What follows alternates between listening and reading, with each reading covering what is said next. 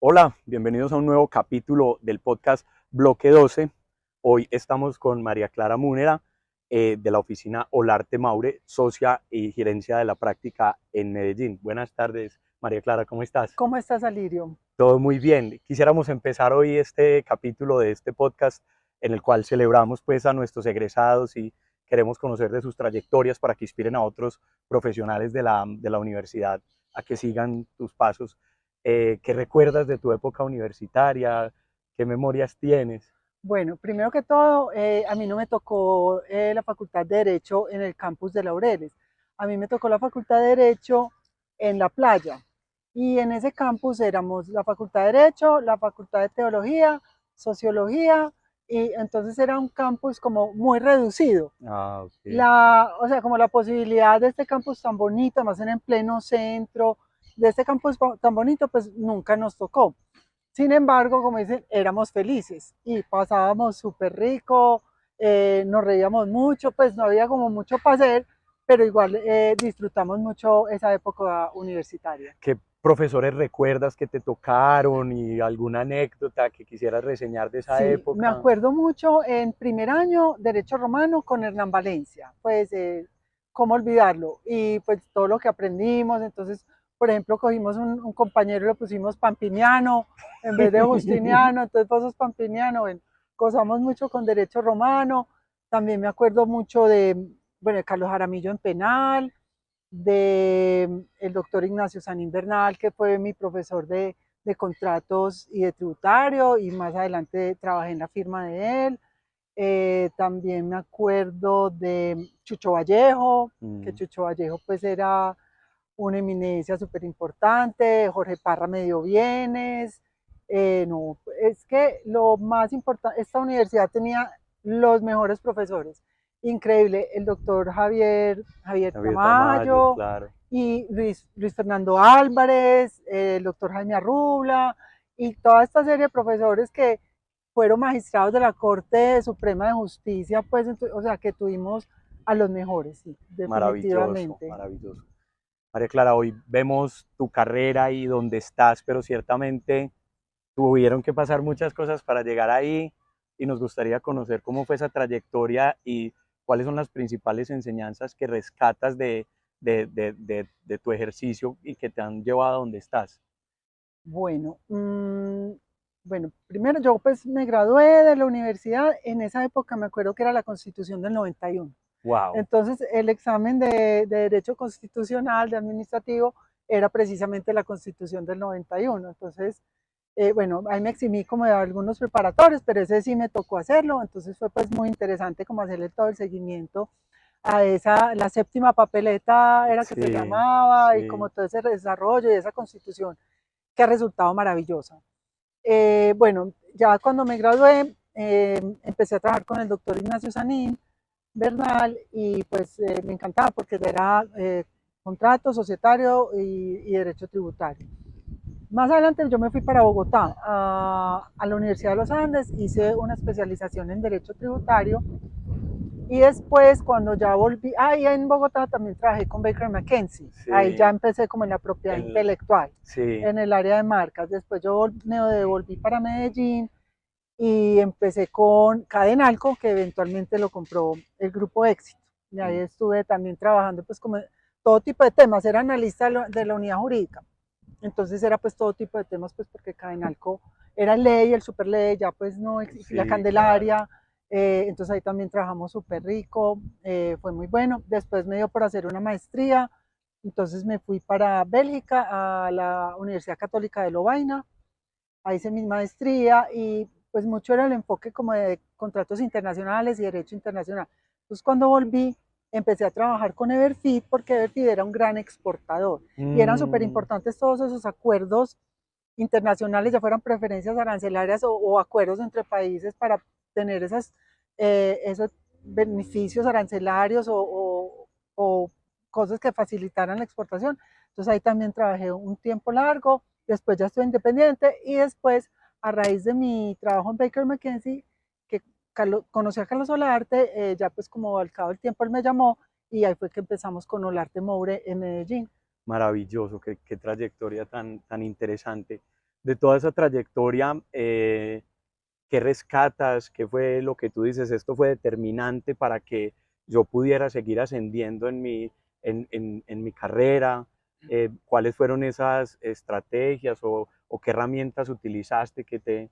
Yo creo que una cosa muy importante que la universidad nos da es como esa formación básica, pero que es esencial para que vos puedas defenderte en el mundo, ¿cierto? Entonces, esa formación creo que ha sido muy importante, la clave en eso, la disciplina, o sea, si tener disciplina, tener voluntad, seguir para adelante, porque por ejemplo yo, cuando me fui a hacer la maestría, yo ya tenía 2 hijas, y entonces todo el Wow, mundo me decía, pero usted, qué loca, usted cómo se va a ir, y yo me fui con una beca de Colfuturo, pero también me salió de pronto la de Fulbright, y yo decía, pero cómo va a ir si yo tengo niñas chiquitas, bueno, finalmente fue así, lo hice, me fui, mis hijas se fueron conmigo, bueno, todo, y entonces es como no amilanarse sí, amilanarse, ante las sí, cosas, sino que seguir para adelante y luchar y hagámosle. maravilloso. Solo devolverme un poquito de esa experiencia internacional, ¿qué es lo que más rescatas? El irse a estudiar afuera, Sí, no, no, se lo recomiendo a todo el mundo. O sea, de verdad que es la mejor experiencia que uno puede tener. Y fueras a estudiar lo que te gusta, conocer gente de todas las nacionalidades, porque por ejemplo en esa facultad de Derecho escogían uno como de cada país, o sea, era increíble, había gente de Nigeria, había gente de Zimbabue, había chino, había japonés, había de Eslovaquia, Eslovenia, wow. de todas partes del mundo, ¿Y de lo era, que menos había eran latinos, y yo era era en inglés o un, en era francés? en En inglés. inglés. Yo era Ah, la única colombiana, o sea, de este hemisferio no había sino 2 mexicanos que eran esposos y yo como colombiana, de Polonia, de Alemania, de wow, España. Es súper increíble, sí, se lo interesante. recomiendo a todo el mundo y Colfuturo pues ayuda bastante, todavía. Hoy por hoy, nosotros te vemos en ese mundo de marcas, patentes, todo lo que abarca la propiedad intelectual, que es un gran, pues digamos, campo de acción. Eh, Cuéntanos un poquito cuáles son los retos que estás viviendo, qué, qué sientes que es la tendencia, hacia dónde vamos hoy con la irrupción de la inteligencia Eso te artificial. iba a decir, ese es como el gran reto que se está viviendo, la inteligencia artificial y la propiedad intelectual dice, es que el creador o el autor o el inventor es una persona natural y ya pues se están viendo pues aplicaciones en las diferentes oficinas de propiedad intelectual donde están aplicando para obras o creaciones de la inteligencia artificial. Entonces yo creo que ese es un gran reto en este momento. El otro gran reto es cómo se educa, porque es cómo se educa esa inteligencia artificial o para el bien o para el mal. Yo creo que eso es como el gran reto en este Claro, momento. hablábamos ayer que tuvimos pues la posibilidad de conversar con otra egresada de la facultad, la demanda que acaba de presentar Elon Musk contra OpenAI, porque están, digamos que, infringiendo sus deberes fiduciarios, pero con la humanidad, porque están utilizando la inteligencia artificial para lucro propio, no para lo que crearon, que fue el propósito de OpenAI como empresa, y ahí nos generaban también una serie de reflexiones. En ese mundo de la propiedad intelectual es una cantidad de temas súper variados y una cantidad de profesionales. ¿Tú cuál ha sido tu estrategia para trabajar con químicos, artistas, ingenieros, abogados? Porque todo tiene una cantidad de tecnicismos que hay que saber Sí. moverse como en esas aguas. ¿Cuál ha sido tu experiencia? Sí, Alirio, eso es lo bacano de la propiedad intelectual, que engloba a una cantidad de profesiones para poder dar ese buen servicio. Nosotros, por ejemplo, en la firma tenemos todo eso que vos decís, porque pues, para patentes vos necesitas el conocimiento técnico. Entonces necesitas el ingeniero mecánico, el químico farmacéutico, el ingeniero químico, o sea, todas las profesiones están ahí.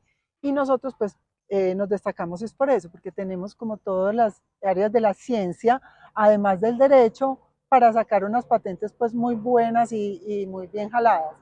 Eh, por ejemplo, en el tema de derecho de autor, tenemos diseñadores, tenemos, o sea, tenemos una cantidad de gente de diferentes disciplinas que enriquecen la práctica y es necesario, yo creo, para tener una buena práctica. ¿Y tú cómo haces? Porque me imagino que ahí una de las herramientas claves es la comunicación. ¿Cómo has sabido desescalar el lenguaje jurídico para llegar a entenderte con ellos? Porque eso siempre veo que a muchos abogados jóvenes nos pasa cuando salimos de la universidad, que creímos que el mundo giraba alrededor del código y se Pero, enfrenta uno y mira a que otras eso, profesiones que lo sí, obligan. ¿Cómo viviste eso hoy por hoy? mira que nosotros pregamos, pues nos encanta capacitar, evangelizar, como nosotros le llamamos en propiedad intelectual, y precisamente lo que buscamos es llegar al nivel normal, a las personas, que todo el mundo nos entienda, que no nos vamos, es que el artículo tal de la decisión 486 dice bla, bla, bla, bla, bla, bla. No, son temas prácticos llevados a un lenguaje común que todo el mundo entienda. Y además esa es la tendencia. Por ejemplo, con Legal Design, ahora los contratos es cada vez hacerlos mucho más sencillos, que cualquier persona los lea, los entienda y no se vayan pues de el parágrafo y no sé qué, y no sé qué, y no sé qué, y el literal, y enredando a la gente. No, la Claro, idea es ya dejarlo lo más fácil de entender sin que pierda la esencia legal. hay varias preguntas en eso y que queríamos hacerte es cómo lideras y sobre todo cuando tienes una oficina y tú que estás en la parte gerencial, que tienes que hacerte cargo de una facturación, ¿cómo has desarrollado ese proceso de saber vender, pero saber liderar, pero a la vez ser mamá, todo eso, cómo lo logras equilibrar y logras dar ese balance Bueno, a esas habilidades que son tan importantes que eh, uno al principio cuando se gradúa no se le pasa por la cabeza? no se le pasa, exactamente, no se le pasan por la cabeza, ni tampoco nos capacitan en eso, pero yo creo que saber vender es conocer muy bien el producto y estar muy convencida de que es que esto es lo mejor y yo lo estoy ofreciendo y pues ese es mi convencimiento.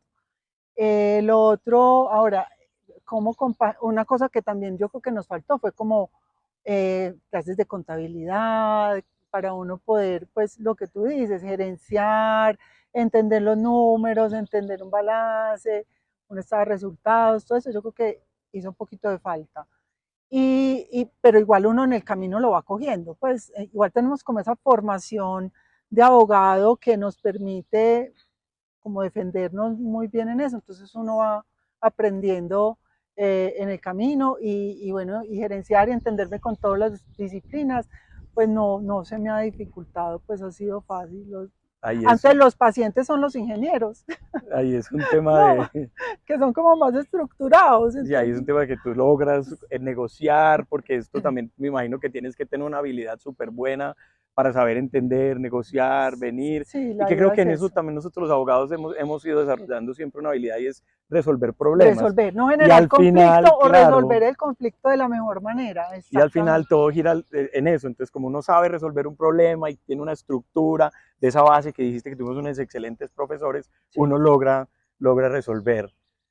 así es. ¿Qué herramientas quisieras recomendar a quien hoy eh, quiera ver el camino de la gerencia asociada al derecho y en firmas, de libros, podcasts, que quisieras recomendar o que recuerdes, o que tú digas, ve, yo me leí este libro y partió mi vida en dos porque a partir de ahí lo estoy haciendo Pues mejor? soy como malita para ese tipo de libros. Me Sí, gusta más es como la la ficción, ficción, como una cosa, o novela histórica, como unas cositas más light. Soy como malita más bien para lo sí. que tú dices de ese tipo de libros. Me gusta mucho leer, pero más.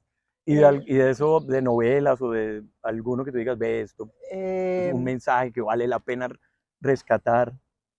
no, pues el último que más me gustó que me leí se llama El esclavo de Isaac Bashevis Singer. Singer. Ajá, me Ese es pareció lindísimo. Ese es un premio Nobel fue judío. premio Nobel Sí, polaco. sí. Muy bonito el libro, es muy chévere, muy Claro, encarretado. hay unas enseñanzas geniales pues, de resiliencia y Sí. todo lo que va alrededor de él.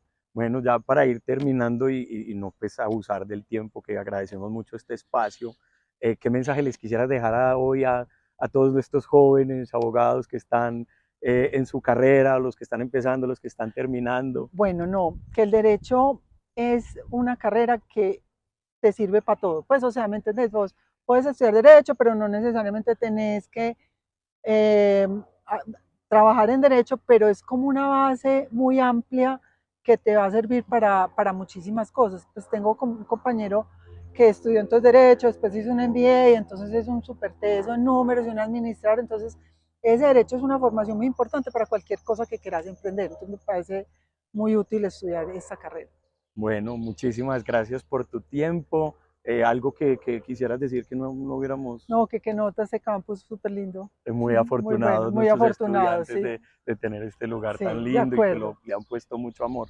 Bueno, muchas gracias a todos. Este fue otro capítulo de Bloque 12 Podcast. Mi nombre es Alirio Giraldo y en la producción María Luisa Londoño. Nos vemos pronto.